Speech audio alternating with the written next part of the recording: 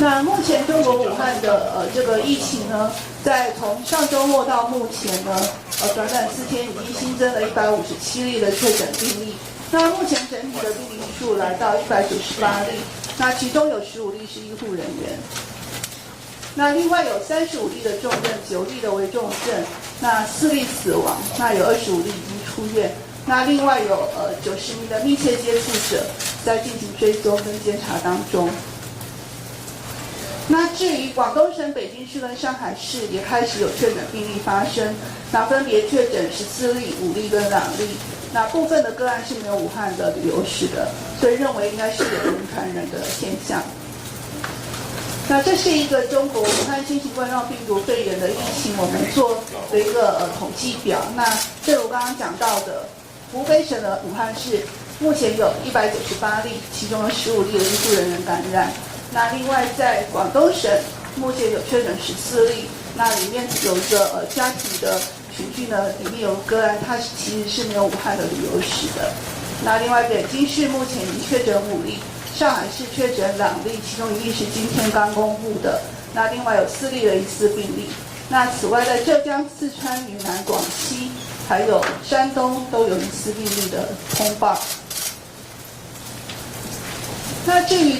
这一次疫情在其他国家的确诊病例，目前泰国已经确诊2例的从武汉引入的病例，那另外在日本、韩国也各确诊1例。那这些病人呢都是中国籍的这个具有武汉史的个案。那不过他们都没有去过最初认为跟疫情相关的华南海鲜市场。那基于这些邻近国家已经都出现病例，而且目前的证据显示是这个病毒是能够有限的人传人，那感染源还没有厘清，所以我们已经在1月16号将这个武汉市的国际旅游疫情建议提升到第2级的警示，那也在1月20号启动了中央流行疫情指挥中心。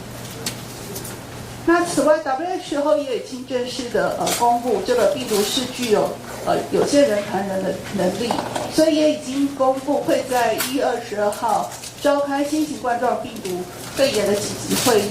那来决定这次疫情是不是符合国际间的紧急公共卫生事件。好，那这是一个邻近国家的这个新型冠状病毒肺炎的这个通报还有确诊病例的情形。那如刚刚所言，就是泰国确诊2例，日韩各确诊1例，所以目前在中国以外地区有4例的确定病例。那目前国内针对这个新型冠状病毒的这个感染的监测呢，我们已经列入这个第5类法定传染病。那在列入之后，总共通报8例的疑似病例，那里面已经有5例已经排除，那1名是流感性新型冠状病毒2采阴性已经排除，那另外2例是检验中，所以目前国内其实并没有这个新型冠状病毒的确诊个案。那国际间的旅游疫情建议表呢，就如刚刚所言，这个严重特殊传染性的肺炎呢，我目前是将中国大陆的武汉市提升到第2级的警示，那希望民众到当地能够采取适当的这个加强的防护措施。